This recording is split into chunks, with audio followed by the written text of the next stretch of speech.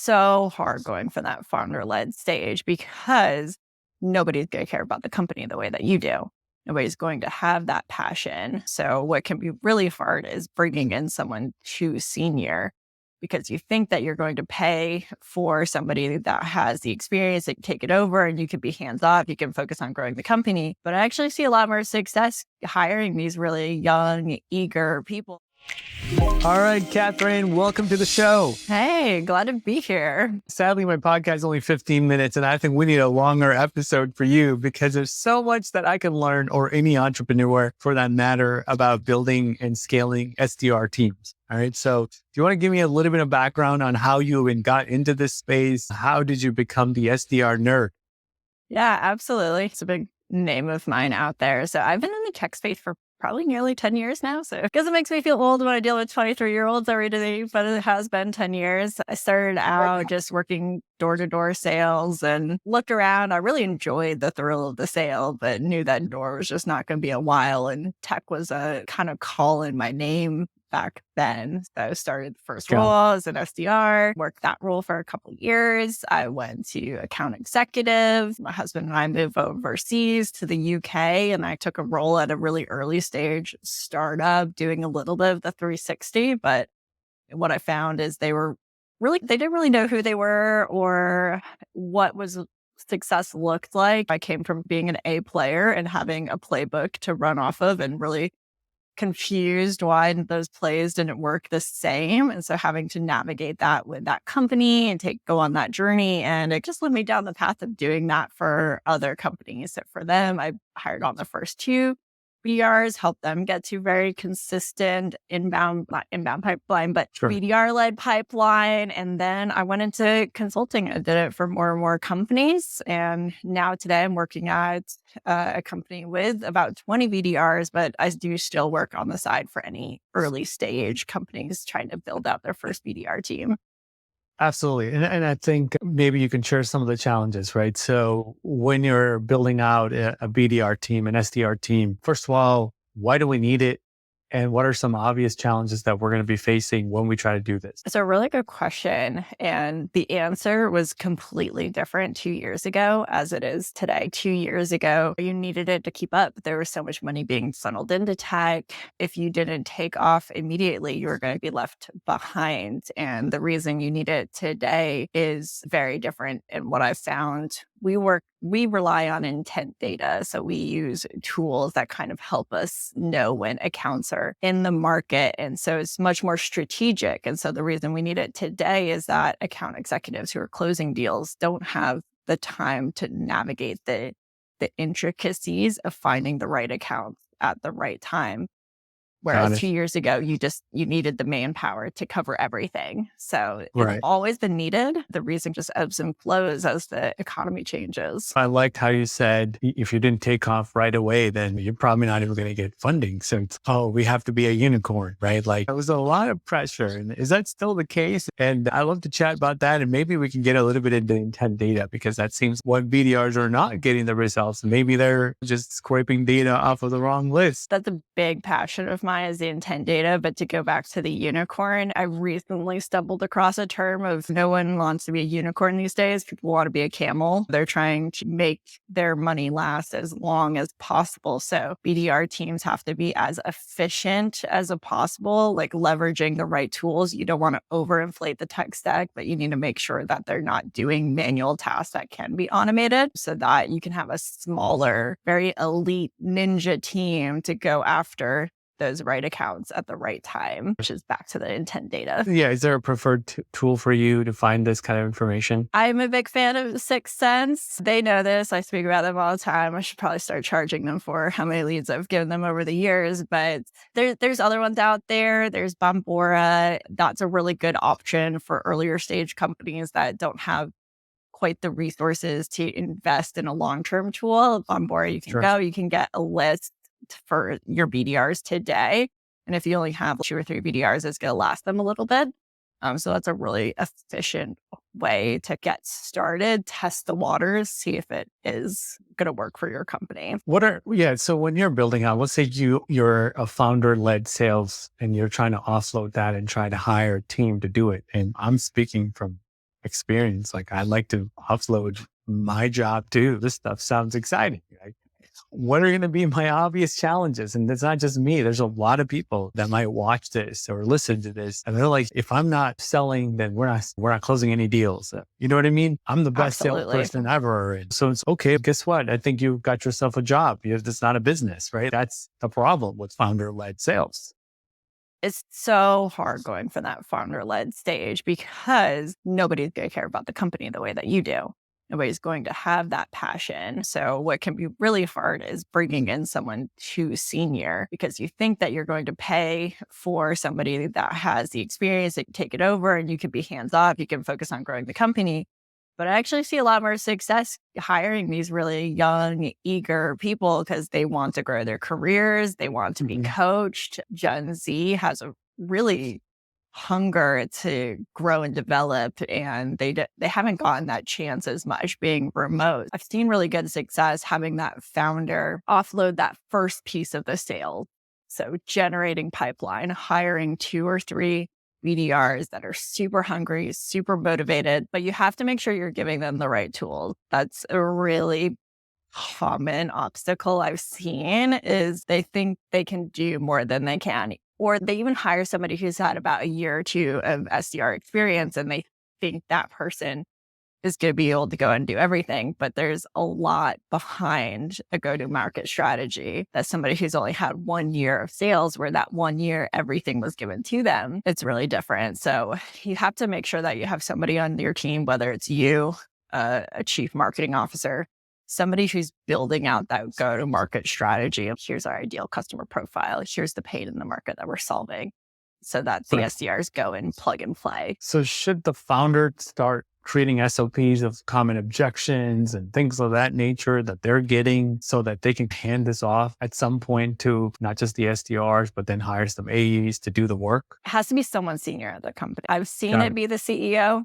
I've seen it be a chief marketing officer. I've seen it be the head of customer success. It has to just be somebody who is very in the know of the customers, what challenges that they're facing. But yes, whoever that person is, they do need to be building out that content so that the SDR team can come in and get a basic understanding. They don't really have to understand the product. Sometimes they almost go sideways learning the product too much. You want to start your sales team matching the customer journey, that they learn the pain when the customer has the pain. And it's going to be later down the road that the customer needs a solution. So it's later down the road that you want to teach the SDRs the solution. Otherwise, they're going to skip steps and the customer is not skipping steps. Absolutely. 2 questions, but I'm going to start with this one. When do you split up like your inbound SDR with your outbound? Because there's a whole, what happens when a lead is generated online? We still need to qualify them before we give it to an AE. Tell me more about that for you. That's a question that every company is trying to solve these days. I think it splits when you have so many accounts that BDRs need to go after, that they need to focus their time exclusively on that.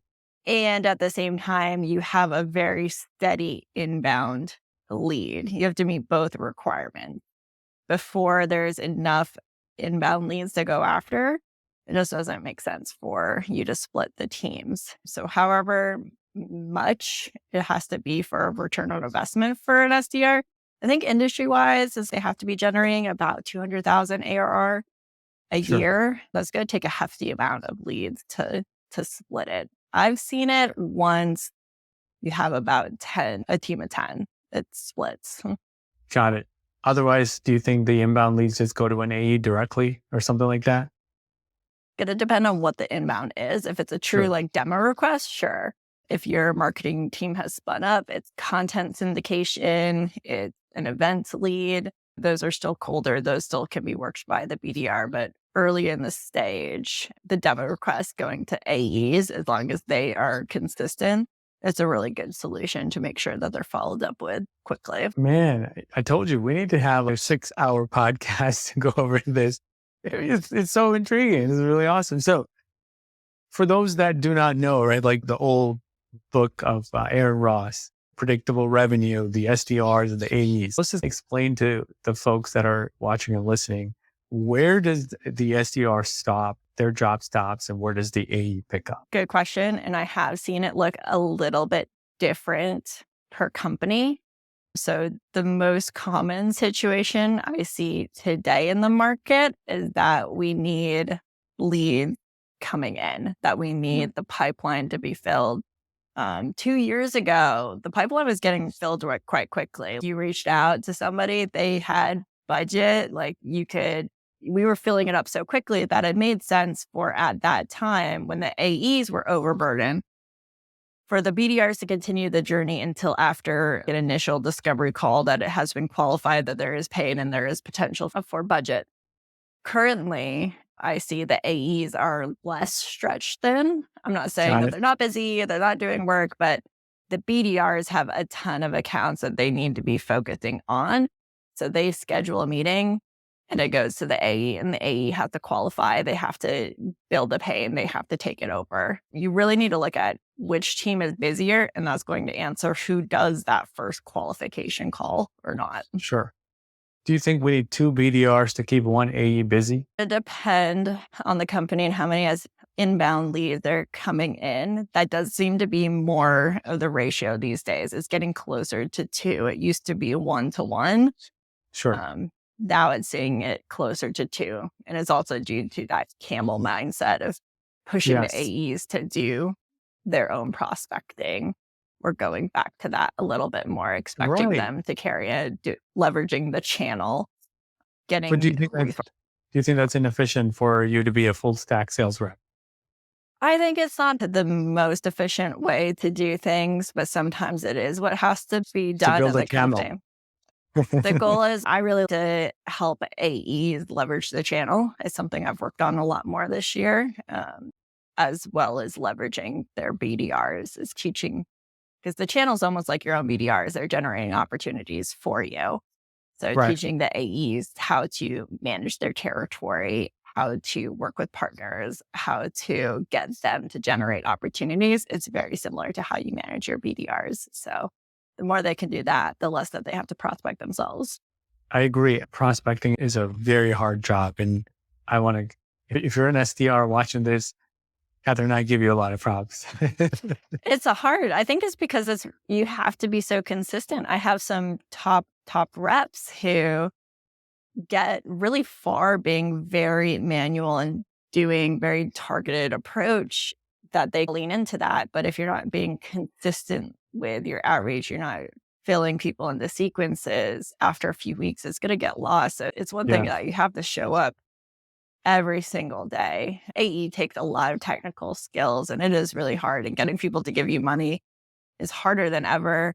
But the BDR role is so hard in that you have to do it every single day. And it's hard to do anything every single day. If you try to get in a workout regimen, I was going to say that to my team. It's like that becomes the optional thing on your calendar. I'm just going to skip today. And can I skip today? Yeah, it's really hard to manage progression path. I think it's really important that SDRs see that, hey, I'm not going to be this forever. I'm going to be SDR2 and SDR3 and SDR4. Those names sounds really like you're like at the Ford, whatever, assembly line. I got to promote it.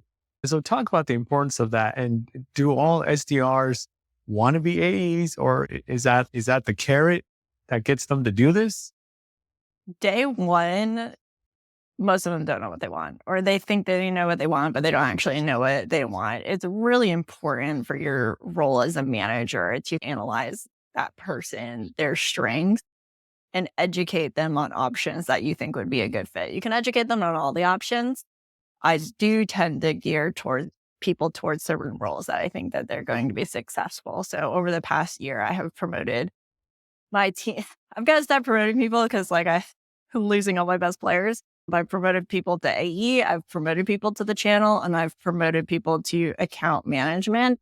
Over the past 5 years, I've promoted people to SDR leadership, to marketing, and to customer success. And so I'm really trying to dig into that person, what their strengths are. And what's so hard is sometimes the people that I know are such great talent aren't always exceeding in the SDR role, But for example, one person promoted to account management, he was never my top player, but I still advocated it for him to get promoted because he was so engaged. He was the most passionate person on the team about the product No. and about the customers. Like I saw him at events.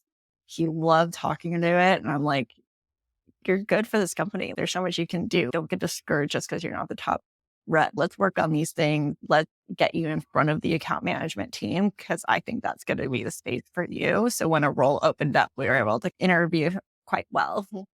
So it is part of motivation. I have seen it when promotions dry up, motivation dipping.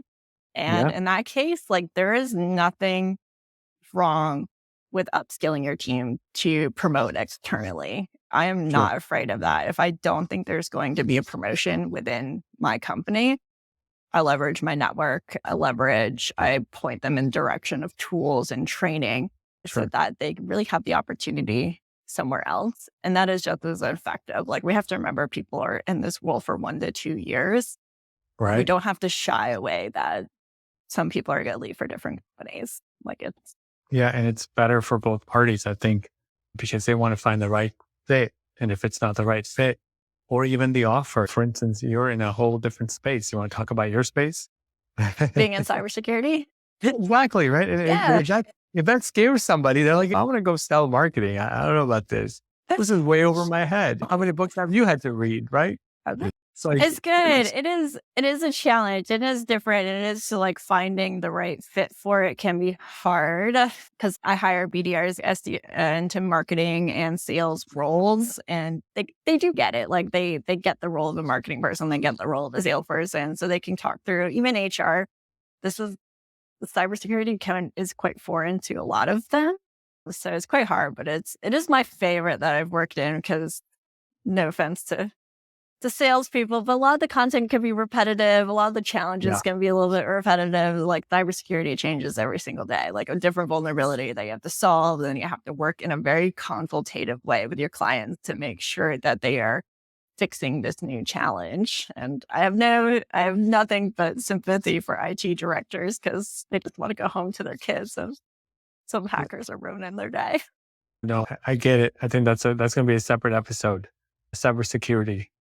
So I was going to say back to the SDR versus the AE, how much selling do you think they have to do versus the AE obviously selling? Do you have to be a really good salesperson or do you just have to follow the process? Step 1, do this. Step 2, do that. Multi-channel outreach. I think both of them have to be really good at finding pain, finding the right fit, finding the right person.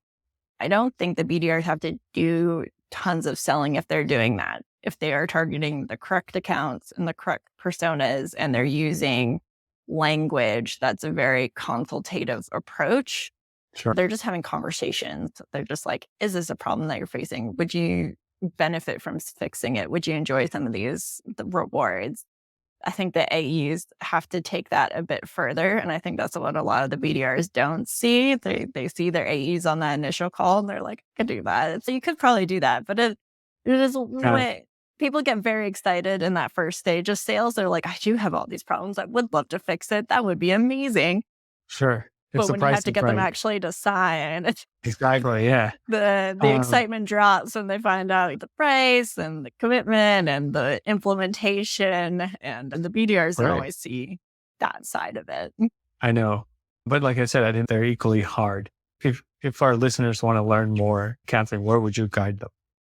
So they can definitely hit me up on LinkedIn. I have a pretty unique name. They're only going to find one of me. But there's so many great resources out there on LinkedIn that you can find for free. I follow Sam Nelson. He has an SDR leadership community that I'm a part of. That's really good. I recommend leaning into your industry. So for me in security, I have been going through a Security Plus course. I think that's not talked about enough, like leaning into your industry. So take an IT course if you're in IT. If you're in HR, take an HR course. Really learn the day-to-day of them. But other than that, some of the books I really enjoy. I've enjoyed The Challenger Sale, How to Influence People, Make Friends. So many resources. It's really going to be a pick your own adventure out there. What piece of advice would you give to somebody who wants to be an SDR? That you have to want it. Yeah. There are a lot of applicants out there, and that you can say that you want it without going overboard. Just say, I'm very interested. Right. Give specific points that excited you about the role.